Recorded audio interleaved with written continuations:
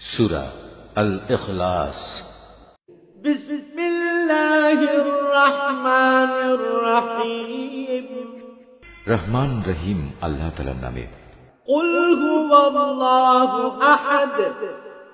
হে মুহাম্মদ সাল্লাল্লাহু আলাইহি ওয়াসাল্লাম, তুমি বলো, তিনি আল্লাহ, তিনি একক।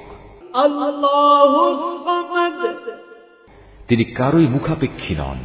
লাম ইয়ালিদ ওয়া লাম ইউলাদ। তার থেকে কেউ জন্ম নেয়নি, তিনিও কারো থেকে জন্মগ্রহণ করেননি। ওয়া লাম ইয়াকুল লাহু কুফুওয়ান আহাদ। আর তার সমতুল্য দ্বিতীয় কেউই নেই।